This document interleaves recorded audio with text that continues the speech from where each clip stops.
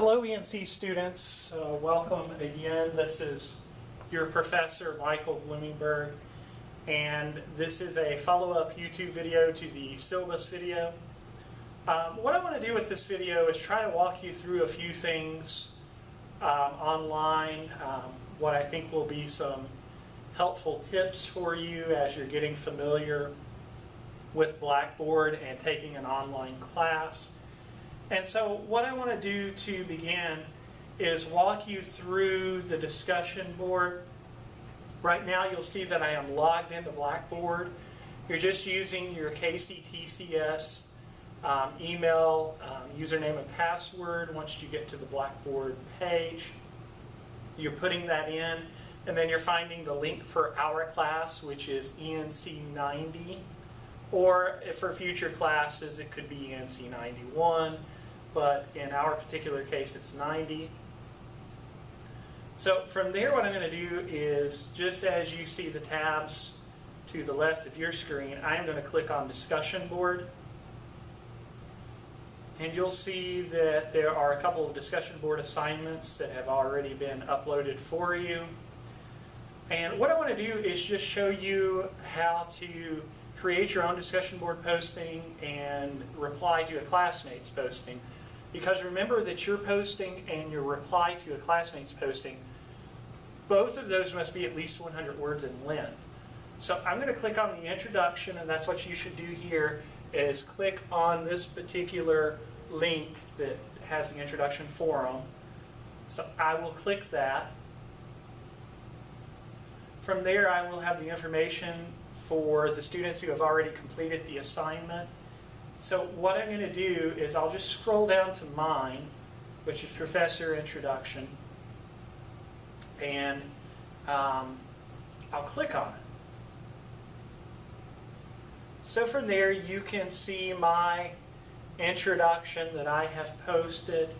If you are wishing to reply to a posting, because remember replying to a classmate is a part of these assignments, you're just going to scroll down till you see this reply option, if you can see that right here. I'm going to click that. And notice that this asterisk indicates a required field, but it's going ahead and using my subject line, so you don't have to put a new one in. If you were creating your own original, you would put your own subject line in. And then right into the message box, you would go ahead and post, type your reply. Always make sure that you edit them, review them closely. And then when you feel as though you're ready to submit it, you just click Submit. Little note, don't click Cancel, because that will cancel your message. Save Draft will save it to Blackboard, but you usually can't retrieve it. So instead of saving draft, I would just save your work to a flash drive. So if I am finished with my message, which I won't actually do one, but if you were doing one, you would just hit submit at that point in which you're done, and you will have replied to a classmate. So I'm going to hit cancel just to come out of this, but again, you don't want to do that with your message. Up at the top is always links to the forum. It might be a little hard to see on this video, but at the top you'll see discussion board and forum for ENC 90. So I'm going to hit the forum for ENC 90, which will take us back to the original forum. And at the top up here is a link for create thread. That's what you want to click when you're ready to create your own message in response to the forum. So I'll click that. Now this is the part when you're creating your own where you do have to give your discussion board an actual subject line, your message, so make sure you do that. It will not, Blackboard will not accept it without a subject line. And then once again, it's just a matter of coming down, typing your message, and once you have indicated or reached your capacity, your 100 words or more, and you're ready to submit, just proofread it again, then you can hit submit at the bottom corner. And that's really all there is to it with respect to the discussion board. So I'm going to cancel out, and what I'll do is I'll take just a couple moments to show you a few other, or at least one other feature. Now, you are in the process of getting your Course Connect material. Again, you're not getting an actual textbook. You're getting the access to Course Connect. And what you'll do once you have that Course Connect material from the bookstore or wherever it is you're purchasing the material, once it's in hand, you're going to go to Course Documents. Now, I have already submitted my info, so as I'm scrolling down, you'll see that this is what the Course Connect material will look like. There's 12 major lessons in all, and we'll be adding some additions to that. I've placed my syllabus here, but the option that you want to start with once you get your Course Connect materials is a Start Here option. So I'm going to click that.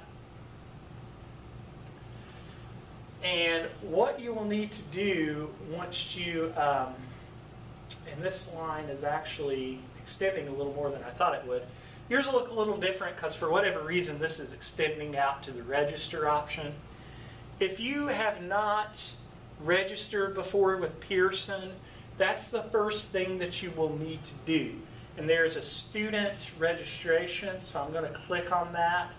I can't actually walk you through registration because I'm not a student, but I can give you an idea of what that is. So I'll click that. There is a licensing agreement, and you will want to accept that. That's just letting Pearson know that you agree to the terms of their service. And then you're just going to answer the questions. If you have an account, you'll click No. And then from there, you will create a login name and password. And make sure you follow the instructions closely on that for acceptable characters in the login name and password. Also, make sure you write that down and keep it someplace so that you can remember, because you might at some point be asked to resupply your login and password. And also at the bottom is where you will enter in your access code for your Course Connect. Please don't lose your access code, because at some point, you shouldn't have to re-enter that all the time, but if for whatever reason, as technology is what it sometimes is, if you have to re-enter it again at some point, you should have it with you. So once you have that information completed, you will click Next, and it'll take you through some account information and confirmation, and at that point, it should register you into the course. So I'm going to click out of this information now. So again, it's register student. If you already have a Pearson account, you will just enter in your username and password and sign in. And then from there, you should be able to enter in your access code. So I'm clicking out of this again. I'm back at our Blackboard page. And again, from here, you can see the layout of Course Connect. And again, it's under Course Documents and Start Here to enter in. And again, we go week by week in the class, so we'll be tackling one lesson at a time. And I'm going to be tweaking these lessons along the way. Pearson has provided some very valuable tools with these lessons, but I do like to supplement with some of my own material. Also, once you get logged in through the Start Here, there is the e-text. There was some confusion about that. Oh, and it's giving me the error because I'm logging in through the student view, so it says I have to have a subscription. You should not hit that error assuming that you have registered and entered your access code. So I'm going to log back. I apologize for that. But if I was logged in through my instructor mode, and as you are a student and you will register and log in, you will be able to click that e-text, and that will be your actual textbook for the course. That's where your readings will come from. Be on the lookout soon, because what I would like to do in the next couple of days is provide you with a new video that will walk you through how to submit assignments online. As always, if you have any questions, feel free to email me. My email is Michael, my first name, .Bloomingberg, my last name, at kctcs.edu. I hope you found this video helpful, and again, be on the lookout for future videos. Take care and good luck with getting ready to enter Course Connect and the discussion board.